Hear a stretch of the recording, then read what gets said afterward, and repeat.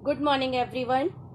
Last turn पे हम लोगों ने महादेवी वर्मा का गीत पढ़ा था और उसकी फर्स्ट स्टैंजा पढ़ चुके थे। ठीक है, अब सेकंड स्टैंजा स्टार्ट होगा गीत। ठीक है, इसमें महादेवी वर्मा ने बताया है कि जो मनुष्य है उसको साधना के पथ पर, मतलब जैसे कठिन साधना करने के लिए मनुष्य को दृढ़ संकल्प होना चाहिए, उसी तरह पथ जो है वो चाहे जितना ही अपरिचित हो, ठीक है, उसे अपने मार्ग से कभी भी विचलित नहीं होना चाहिए। कहने का अर्थ है कि महादेवी वर्मा ने लक्ष्य के मार्ग में जो आने वाली बाधाएं हैं उनका वर्णन किया है। ठीक है, कहते हैं कि साधना के अपरिचित पथ जो है, जिस पथ को हम जानते नहीं है, हमें उसका लक्ष्य नहीं पता है कि उसमें कितनी कठिनाइयां होंगी, उसका वर्णन करते हुए महादेवी वर्मा जी कहती हैं कि पंथ होने दो अपरिचित, प्राण रहने दो अकेला। तो कवित्री कहती हैं कि लक्ष्य के मार्ग पर यदि कोई साथ ना भी चले, ठीक है, कहते हैं कि अगर साधना के मार्ग पर कोई व्यक्ति साथ नहीं चलता है, अकेला मतलब प्राण रहने दो अकेला। प्राण माने अपने स्वयं के प्राण। कहते हैं कि जो जीवन रूपी प्राण है वो चाहे अकेले ही क्यों ना हो, व्यक्ति को आगे बढ़ना चाहिए। और अपने आप को संबोधित करते हुए कहती हैं कि लक्ष्य के मार्ग पर यदि कोई साथ ना भी चले, अकेला ही चलना पड़े, तब भी वे निरंतर आगे बढ़ती रहेंगी। घेर ले छाया अमा बन, अमा माने होता है आमस्या। तो कवित्री कहती है कि मेरी छाया आज जो है, मतलब छाया अपने लिए संबोधित की है कि मेरी छाया आज मुझे भले ही अमावस की रात्रि के गहन अंधकार के समान चाहे क्यों ही ना घेर ले। कहने का अर्थ है कि महादेवी वर्मा अपने को संबोधित करते हुए कहती हैं कि मेरी छाया आज मुझे भले ही अमावस्या की रात्रि के गहन अंधकार के समान क्यों ना घेर ले, लेकिन फिर भी मैं अपने पथ के मार्ग से पीछे नहीं हटूंगी। आज कंजल अश्रुओं में रिमझिम ले या घिरा घन। तो कंजल माने होता है काजल, अश्रु माने होता है आंसू। तो काजल आंखों में ही लगाया जाता है। काजल लगी आंखों से जो आंसू बह रहे हैं, घन माने होता है बादल।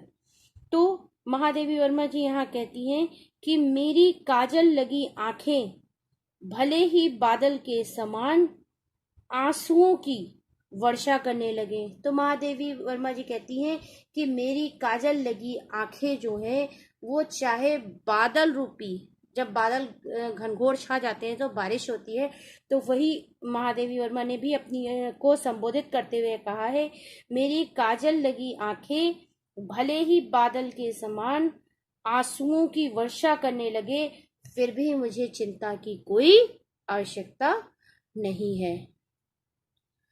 तो एक बार और ये लाइन रिवाइज हो रही है।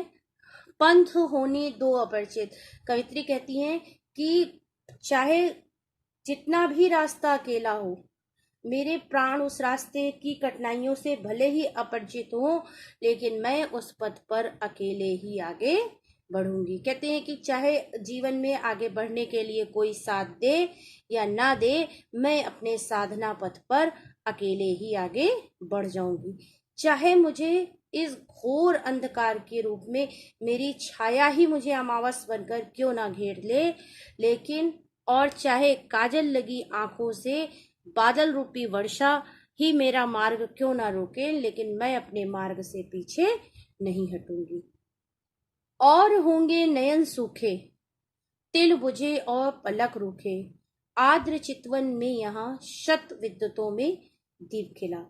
कहते हैं कि और होंगे, और मतलब दूसरे के लिए संबोधित किया है। कवित्री कहती हैं कि वो कोई और ही नेत्र होंगे जो कष्टों के मार्गों को, मतलब सफलता के मार्ग के, साधना के मार्ग के कठिनाइयों को देखकर जिनके नेत्र सूख गए होंगे। तो कहने का अर्थ है कि जो कठिनाइयों को देखकर जो आंखें सूख जाती हैं, मतलब अपने मार्ग से विचलित हो जाती हैं, वो कोई और ही लोग होंगे। तिल बुझे और पलक उठे। तिल माने होता है चमक, आंखों की जो चमक होती है, रोशनी होती है। औ माने और पलक माने होता है जो नेत्र। कहती हैं महादेवी वर्मा जी, कहती हैं इस प्रकार की कठिनाइयों को देखकर जो आंखें सूख जाती हैं और आंखों की तिल अर्थात चमक खो जाती है, वो आंखों की पलकें जो है वो कोई और होंगी। कहने का अर्थ है कि मैं अपने मार्ग की कठिनाइयों से, ना तो मेरे आंखों की तिल चमक बुझने वाली है और ना ही मेरे जो नेत्र हैं, पलक हैं, ना ही उनकी आंखों की नमी जो है वो सूखने वाली है। आर्द्र चितवन में, आर्द्र माने होता है नमी, चितवन माने नेत्र, शत माने शव, विद्युत माने बिजली, दीप खेला माने दीपों का खेल। कहते हैं कि जो मेरी आंखें हैं वो इस प्रकार से मार्ग की कठिनाइयों को देखकर नम हो जाएंगी, ये कदापि नहीं हो सकता। क्योंकि आर्द्र चितवन में, यहाँ कहते हैं कि मेरी आंखों में आज भी नमी बनी रहती है, मतलब साधना के मार्ग पर बढ़ने की जो मेरी चिंता है वो मेरे जीवन रूपी उत्साह में सदैव बनी रहती। कहते हैं कि कष्टों के आने पर मेरी जो चिंतन है वो आर्द्र बनी रहेगी, मतलब हमेशा उसका चिंतन और मनन बना रहेगा। शत विद्युतों में दीप खिला। कहते हैं कि मेरे जीवन रूपी दीप ने सैकड़ों विद्युतों में भी खेलना सीखा है। कहने का अर्थ है कि जब बिजली मतलब आकाश में चमकती है तो जो दीप है बुझ जाते हैं, लेकिन मैं कष्ट रूपी विद्युत बिजली से मेरे जीवन रूपी दीपक का कभी भी अंत नहीं होने वाला है। नेक्स्ट पैराग्राफ है, अन्य होंगे चरण हारे और हैं जो लौटते, दे सूल को संकल्प सारे। यहाँ पर कवित्री कहती हैं कि अन्य होंगे चरण, मतलब वे किसी और के चरण होंगे, कदम होंगे जो साधना पथ के मार्ग से हार जाते हैं, मतलब अपने दृढ़ संकल्प से पीछे हट जाती है। और हैं जो लौटते, कहते हैं कि वो किसी और के कदम होंगे जो अपने साधना रूपी पथ के मार्ग से पीछे हट जाती है, मतलब अपने दृढ़ निश्चय से हार जाती हैं। ते सूल को संकल्प सारे। सूल माने होता है कांटे। कहते हैं कि जो संकल्प लेते हैं कि हम जीवन में सफलता साधना के पथ पर आगे बढ़ेंगे और कष्ट रूपी कांटों को देखकर वो सारे अपने दृढ़ संकल्प निश्चय जो होते हैं वो उसी कांटों को सौंप देते हैं और वहीं से अपना मार्ग बदल लेते हैं। कहने का अर्थ है कि वे चरण किसी और के होंगे जो सूल रूपी कांटों को, कष्टों को देखकर पीछे हट जाते हैं, अर्थात कठिनाइयों को देखकर उनका सामना न करके बल्कि अपने संकल्प को छोड़कर वो साधना के मार्ग से हट जाती हैं। दुख व्रति निर्माण उन्मद, यह अमृता नापते पद, बांध देंगे अंक संस्कृति से तिमिर में स्वर्ण वेला।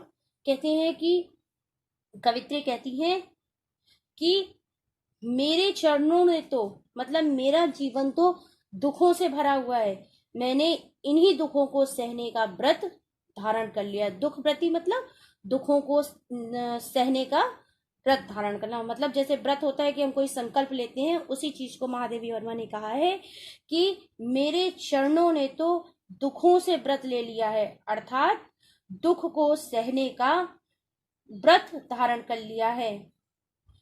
नए निर्माण उन्मद, कहते हैं कि मेरा जो संकल्प है वो, उन्मद माने होता है उत्साह, कहते हैं कि मेरा जो संकल्प है वो नव निर्माण मतलब जीवन में नई चीजों को निर्मित करने का, एक उससे आगे बढ़ने की इच्छा से भरा हुआ है। कहते हैं कि मेरे चरणों ने तो दुखों से व्रत ले लिया है, अर्थात दुख को सहने का व्रत धारण कर लिया है।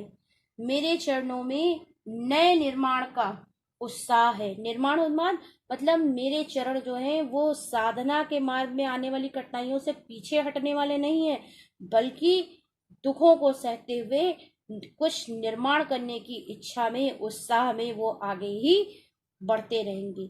यह अमृता नापते पद। कहते हैं कि ये जो मेरे चरण हैं, ये अपनी अमृता को नाप रहे, मतलब धीरे धीरे निरंतर दुखों को सहते हुए इस साधना पथ पर, मतलब अमर होने के लिए, एक नई कहानी लिखने के लिए, ये पद माने चरण होता है, नापने के लिए आगे की ओर बढ़ रहे हैं। कहने का अर्थ है कि जब दुखों को सहते हुए और एक नए कुछ उत्साह करने की प्रवृत्ति से आगे बढ़ते हैं, तो व्यक्ति जो है वो अमृता की एक नई कहानी लिखता है। अमृता का मतलब है कि जिसे मरने के बाद भी लोग याद रखें। तो कहने का अर्थ है कि मेरे चरण भी निर्माण करने की इच्छा से, उत्साह से, दुखों को सहते हुए अपनी नई अमृता की कहानी को लिख रहे हैं। बांध देंगे अंक संस्कृति से तिमिर में स्वर्ण बेला। कहती है कि जो ये मेरे शरण है बांध देंगे, कहते हैं कि निर्माण कर देंगे उन चीजों का जो अपनी दृढ़ता से, तिमिर माने होता है अंधकार, स्वर्ण बेला माने होता है सुनहरी बेला, अंक माने होता है गोद, संस्कृति माने संसार की। कहते हैं कि एक दिन मेरे चरण जो हैं अपनी दृढ़ता से संसार की गोद में, जो इस संसार में अंधकार छाया हुआ है, जो निराशा छाई हुई है, संसार की गोद में छाए हुए अंधकार को सुनहरे प्रकाश में बदल देंगे। तिमिर माने होता है अंधकार, मतलब अंधकार को स्वर्ण बेला माने जिस प्रकार प्रभात के समय, सुबह के समय सुनहली बेला दिखाई देती है, उसी तरह अंधकार को समाप्त करके संसार में सुनहरे प्रकाश में बदल देंगे। कहने का अर्थ है कि मेरे चरणों में नए निर्माण का उत्साह, एक दिन मेरे चरण अपनी दृढ़ता से संसार की गोदी में छाए हुए अंधकार को सुनहरे प्रकाश में बदल देंगे।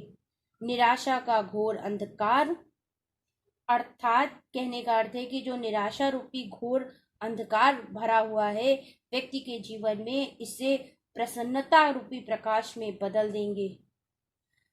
दूसरी होगी कहानी शून्य में जिसके मिटे स्वर, धूल में खोई निशानी। कहते हैं कि वो किसी और की कहानी होगी। महादेवी वर्मा अपने को संबोधित करते हुए कहती हैं कि मेरी कहानी ऐसी नहीं है कि शून्य में जिसके मिटे स्वर। कहते हैं कि जो शून्य, कहते हैं कि शून्य का एक महत्व होता है कि अगर संख्या से पहले लगता है तो उसका कोई मूल्य नहीं है, अगर संख्या के बाद में लगता है तो उसका मूल्य बढ़ जाता है। वही चीज यहाँ पर स्पष्ट की है। कहती है कि मेरी कहानी कोई ऐसी कहानी नहीं है कि जिसके स्वर जो हैं वो निश्वर हो जाए, मतलब जिसका जोश जो है, उत्साह जो है वो बिल्कुल शून्य हो जाए, मतलब जिसका कोई मूल्य ना रह जाए। धूल में खोई निशानी। कहते हैं कि मेरी साधना जो है कोई ऐसी वैसी साधना नहीं है कि साधक के मन में उत्साह न जगा सके, अर्थात मैं धूल में खो जाने वाली कोई ऐसी निशानी नहीं हूँ। अर्थात कवित्री कहना चाहती हैं कि मैं जो हूँ, आज मेरे जो हृदय है उसमें फिर से जोश जो है वो खत्म होने वाला नहीं है। कहने का अर्थ है कि मेरे जीवन का उत्साह जो है वो कभी भी शून्य में मिट नहीं सकता। कहने का अर्थ है कि मैं अपने उत्साह को हमेशा पाकर रहूंगी, अर्थात उस जोश को खत्म हो गया, मेरा स्वर जो है वो कभी भी शांत नहीं होगा।